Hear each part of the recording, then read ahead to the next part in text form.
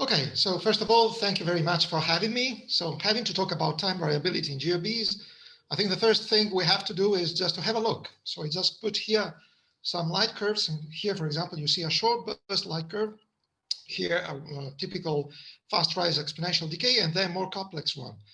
So the first comment I would like to make is that, of course, human eyes immediately fail in doing pattern recognition, because apparently you see no periodicity, no patterns that no rule essentially.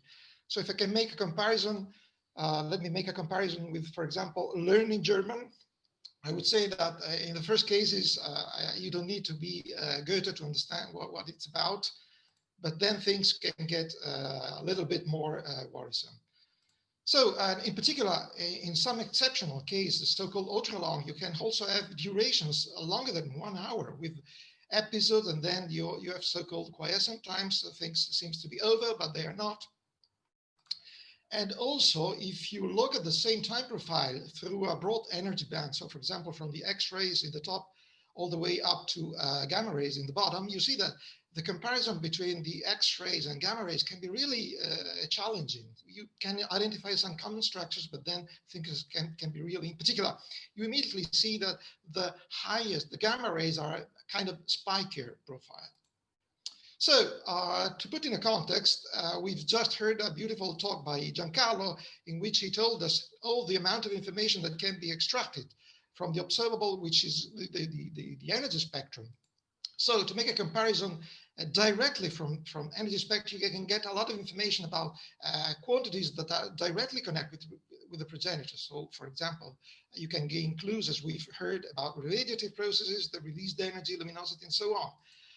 In principle, you can have the same, something similar about the timing. So for example, you can constrain the size of the emitting region, the Bach Lorentz factor, the way the inner engine works, the way the jet propagates through the stellar envelope, as well as on the dissipation mechanisms. But the difference, unlike the spectral case, is that you have to extract this information in a more complicated way. So the essence of what I'm going to talk in the remaining part of my talk is to show you how the work that has been done and what is possibly to be done in deciphering variability through a kind of techniques or quantities that are useful to gain insights, and also to see whether there is kind of relations with the intrinsic properties that can be explored with the spectral information.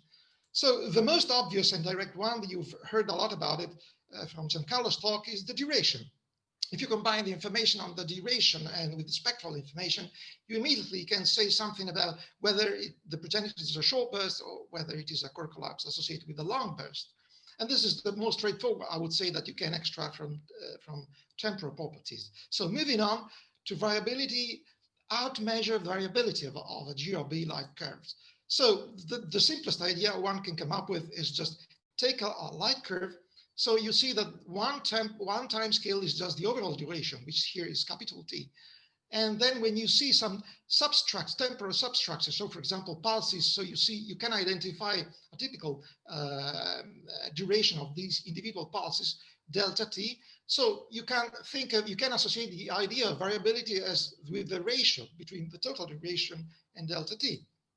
So in this context, we can look at it through 3 different degrees, for example, of variability. When you just have one single pulse, so essentially the only time scale at play is the total duration. So the 2 time scales, delta T and T, are comparable. In an intermediate case, you have a number of pulses. So of course, the duration is longer, but not incredibly long, I would say. Up to the extreme case in which you have very long GRBs with even numerous substructures in which the 2 scales are really very, very different. So moving to a more rigorous definition of variability, what has been done historically, I would say kind of 20 years ago, is just, okay, let's define variability this way. We start from the light curve, and we define somehow a smooth version. So you can think of a moving average or a kind of filter you would like, something which suppresses the high frequency variability. And here the people made a lot of attempts. And you just calculate the variance of the real light curves with respect to the smooth one. You remove the statistical noise and you normalize by some given, according to some given criterion. And it was soon realized, as soon as the first GRBs with measure deficit became available, that the self-defined variability, here I just show you a couple of definitions, correlates with luminosity, even if the scatter actually is really large. And this is a sample burst, including also swift burst. So the correlation is indeed significant, but the scatter is tremendous. So just to show you a couple of examples, this is a low luminosity GRB with a very smooth, very smooth profile, and on the other side, a very spiky and very luminous GRB. Another property is the so-called pulse width. So, for example, through studies of the autocorrelation functions, it was studied the average pulse width as a function of the energy channel. And it was found that the harder the photons, the narrower the pulse. In particular, it can be modeled with this power law dependence. Also, another property is the so-called spectral lag. Here you see on the right, you see the same burst as seen from X-rays on the bottom up to gamma rays. So the spectral lag is telling us essentially that harder photons come first and then softer photons lag behind. And so by measuring the so-called spectral lag, if you look at here, this is 2 histograms. The red one is the histogram of spectral lags for short bursts. And also here you have a collection of spectral lag for short bursts.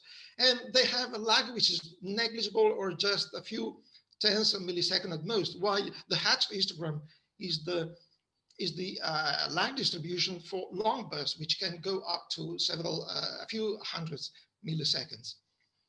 In this respect, it was found that the spectral lag for when it is positive, significantly positive, it anticorrelates with the GRB luminosity in this way, with this kind of parallel relation. And this was found in different data samples. And interestingly, if you play the same game with the so-called X-ray afterglow, which is with the X-ray flares that are observed during the early phase of the X-ray afterglow, they not only do they follow the same relation, but they also extend down to very low peak luminosities. So this is probably suggestive of a common origin of both the prompt emission and the X-ray flares.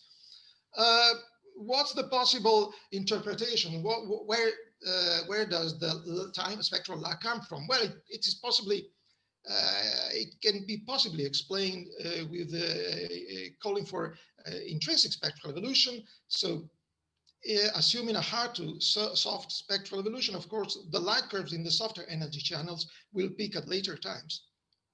Or there could be a kinematic explanation. So for example, looking at here, of course, the first photon that you observe, the one on axis here, and then at higher latitude, you receive photons with some delay, and because of the different Doppler boosting, of course, these photons will also be softer. So that is also another explanation, or just the combination of two. Another possibility is that the variable, the observable that comes into play is the viewing angle. So for example, for an off-axis observer whose viewing angle is slightly larger than the semi-aperture angle of the jet, it has been shown, for example, that depending on whether the observer is an on-axis or on off-axis observer, for example, if you assume 2 shells which are emitting with some delay at the same distance from the progenitor, you will see that an on-axis observer will see two separate pulses, while an off-axis observer will see the 2 pulses with the same temporal separation, but the 2 pulses will get smeared out just because of the different Doppler boosting at higher latitude. So this is an example of different light curves. So the very same event as seen from an on-axis observer and from an off-axis observer. So you immediately see that by moving from an on-axis view to an off-axis view, what is the main result is that the high frequency variability is kind of quenched. And this also can explain also the combination. On one side, you explain why off-axis you see very little variability at high frequencies, and at the same time, the isotropic equivalent luminosity is suppressed because you are off-axis, so you see a less luminous event. So moving on, it's also useful to decompose the variance as a function of time scale. So For example, there a lot of techniques here have been used to do this exercise. But if you consider, for example, the power density in time domain, which is similar to some extent to the structure function. So you study the variance as a function of the integration time. You can distinguish, you can identify also the presence of different time scales present in the same light curve. And indeed, when you apply this technique to the GRB light curve, you can identify the coexistence of different time scales, more or less in the range 0.1 to 10 seconds. So characteristic time scales, which are probably related to the presence of different pulses. Another technique which gave a similar results is based on the wavelet decomposition. So again, in the range from 0.1 to 10 seconds, I would say. Or differently, you can analyze the individual Fourier power density spectrum. In this case, you have to take into account, you have to use a proper likelihood which accounts for the statistic followed by the power spectrum. In doing this and applying to a number of Swift bursts, for example, but not just Swift, you can, with some tests like the likelihood ratio test, you can discriminate between two models, the one with a straight power law and the one with a break frequency. In some cases, you find that the GRB power spectrum is characterized by a dominant time scale corresponding to the break frequency. In some other cases, when you have just a straight power law, there is no dominant time scale. So the variance is distributed over different frequencies. So if you, for example, work out the distribution of the dominant time scale, whenever there is one, you see that this is just the histogram. So dominant time scale in the range 1 to 10 seconds. And the interpretation that has been put forward is that whenever no dominant time scale shows up, is that because probably the variance is distributed over a set of time scale, none of which is dominant. So also the result is a kind of shallower power law. And also another result of this analysis is that, for example, the power law index of the Fourier power density spectrum somehow anticorrelates with the intrinsic peak energy, so with the spectral feature, which by the way, this is interesting. An interesting point to make is that, for example, if you take the simplest version of the internal shock model, internal shock synchrotron model, this is clashes with this prediction because apparently the peak energy should anticorrelate with the bulk Lorentz factor, which should be at play in determining whether there is a high frequency variability or not. But at least from a qualitative point of view, I think that this should be well explained, again, with the arguments based on the view of the viewing angle. So the burst here, for example, have the shallower component, the shallower power spectrum, which means they have a relatively high power at high frequency. And so these are more likely to be seen on axis. So at the same time, you see a correspondingly larger peak energy. And another important property of GRB prompt emission, which was historically used to support internal shocks against external shock, is the lack of evolution of the tempo of the pulses with time. And this is a particularly relevant case. So in this case, the people just worked out the autocorrelation function. So they estimate and they found the width of the pulses do not evolve with time during one single GRB. Particularly, this is particularly relevant when you know from the peak of the afterglow that the afterglow is already in place. So this was interpreted as the evidence that all the gamma rays are produced at the same distance. So moving on, another very important aspect concerned the so-called minimum variability time scale, which was already mentioned also in the previous talk. Here, I must say from my point of view that in the literature, I found some confusions about the way this has to be measured. And one of the papers, in my opinion, which has really tackled the problem in a very correct way, is this one. So essentially, they study the structure function using the wavelet decomposition, in particular, using the Allen variance, which is nothing but the structure function of a smooth version as a function of the time scale. So essentially, the minimum time scale that you see here is the minimum time scale at which you see a deviation in the variance from what is expected from correlated variability. Correlated means that you have a smoothly varying function. Of course, the variance changes, but This is something different from the minimum time scale, which correspond to an uncorrelated variability. So, for example, a spike or a feature which has a different variability from the correlated variability that I was mentioning.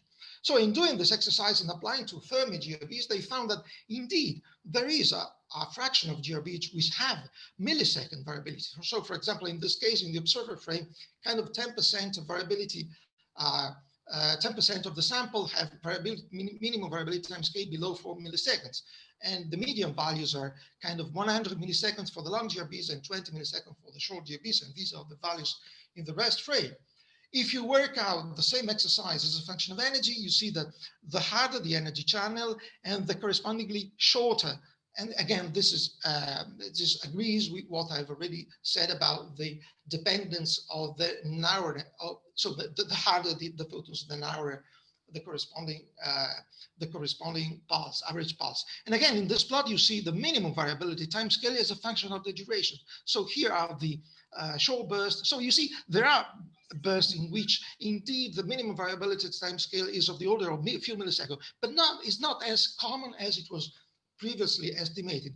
And also this line here is the line, typical line below which there is no enough statistical sensitivity. You see points, but these are exceptionally points with exceptional signal to noise. So for most of them that lie above, probably it is possible that with a higher signal to noise, particularly at shorter time scale, shorter integration times, you can have a more precise measure of the minimum variability time scale. So I think this is a point in which a mission like HERMES can really have a very important potential. So moving on,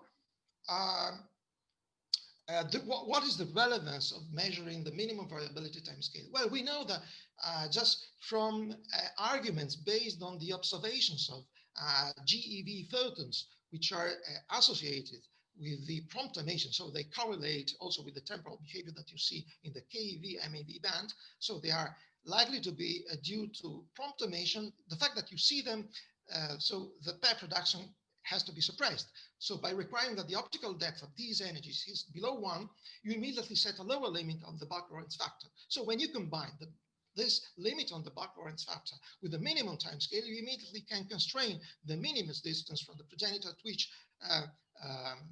which the prompt emission is produced. And so here you see in this plot is a function of duration. So the red points are the short burst, and the blue one are the longs. So again, between the minimum distance is between 10 to 13, 10 to 14 centimeters. So this is to show you the importance, the relevance, the implication on a sensitive measure of the minimum time scale. And moving on, last but not least, is to tackle the problem of describing GRB variability in terms of looking at it as a stochastic process. So by considering that, it makes sense, for example, to study the average power density spectrum under the assumption that every single GRB is nothing but a single realization of the same stochastic process. So in doing that, different studies on samples based on different detectors, Fermi, Swift, and also BATSI, it was found that you can essentially describe as a piecewise, as a parallel piecewise the average spectrum, in which a lot of emphasis was put on the intermediate here between the frequencies whose corresponding time scale is a few seconds up to 0.1, 0.2 seconds. With, as I said, this is the range. The range depends on the energy band with an average value which is around 5/3, which is so meaningful from the theoretical point of view. And as I said, if you study the power law index in this intermediate range, which, by the way, is the range of the characteristic time scales that I was already mentioning before. So you see that there is range, again, the harder the energy band and the correspondingly shallower the average power spectrum, which indeed is telling you that you have relatively more power at high frequency, which makes sense, with an average value of 5/3. So the interpretation here in the literature, a lot of people just try to assume, making different assumptions, for example, on the dissipation mechanisms, magnetic recognition, for example, or just in the way high frequency variability is ascribed, either, for example, in terms of the activity of the inner engine due to different processes, for example, due to instabilities in the accretion disk for magnetorotational instabilities. So a lot of possibilities have been shown to be formally compatible. So the takeaway message here is that comparing just with the average power density spectrum is not enough to break the degeneracy. And the very last thing I wanted to say is that another way to tackle the problem in terms of stochastic process is just to consider GRBs, particularly those with a lot of pulses, as a discrete Poisson process. So if you think that every single pulse is the emission, just a discrete emission of one single elementary process, you can study, for example, the so-called waiting time distribution. So the waiting time is just the time between two next pulses. So in the simplest case, you can think of a constant Poisson process. So a process whose rate of shots is just constant with time. In that case, for example, and this is memoryless because it means that the probability per unit time of having pulses is the same. So it's completely independent of the past history. So in this case, in this very simple case, you would expect that the distribution of the waiting time is described by a simple exponential. And you can move to a more complex model. And for example, the red bar is just the constant Poisson process that I was mentioning. And the red bars here, the red vertical bars are a realization of this process. While if you think of a time varying Poisson process described by this dashed blue line, so this is just lambda as a function of t. Lambda is the average, is the rate, the expected rate of shots of pulses. You see the blue here is a realization of this process. So assuming a time varying Poisson process, you can end up with a much more clustered sequence of shots. And in doing this exercise, for example, it was studied the waiting time distribution, also including the red histogram here is the combination of gamma ray pulses detected with Swift as well as the X-ray flares detected on the same. So to considering both the gamma ray pulses and the subsequent X-ray flares belonging to the same burst as a common stochastic process. You see, you can easily describe with a model, with a distribution, with just two parameters. And this can be explained in terms of a time varying Poisson process and whose rate, the rate of pulses lambda, can be either a deterministic function or a stochastic variable itself. So, for example, described by this function, which has been adopted also to describe the analogous waiting time distribution, for example, in the context of solar X-ray flares. And in doing this, so this is, I think, additional evidence of a common origin on one side of the origin of gamma ray pulses and X-ray flares. But at the same time, it is important to see that here you see this drop at very low waiting times, so 0.1 second. This is not real. This is merely due to the low efficiency of the peak detection algorithm that one necessarily has to use to detect and to distinguish peaks. And this is something that in the literature has been somehow overlooked because one of the first results that was obtained by studying the waiting time distribution of GRB pulses is that it is described by a log normal distribution. Well, actually, surprisingly enough, very little effort has been devoted to studying the efficiency of peak detection algorithms when the two peaks are relatively close. It's not enough that just considering the time being of the light curves, even using very, very efficient peak algorithms at this time here, you essentially miss signal to noise at very short integration time. So again, this is another part in which I think a mission concept like HERMES can really make a breakthrough. So to understand exactly what's going on. And indeed, this feature seems to be real, but what is completely to be understood is what happens at very short, a sub-second time scale in terms of waiting time distribution. And as I said, studying waiting time distribution is telling you a lot about the way the inner engine works, if the sequence of pulses is merely due to the inner activity of the engine. So summing up, I would say that so far what has been done in the comparison between the expectation, starting from assuming a given dissipation mechanism, a different model, the way the propagation of the jet plays in the photospheric models. So from my point of view, people just focus on very few essential results, the minimum variability time scales, even if there is some kind of confusions, as I said. And also on the average, for example, the average slope of the power density spectra.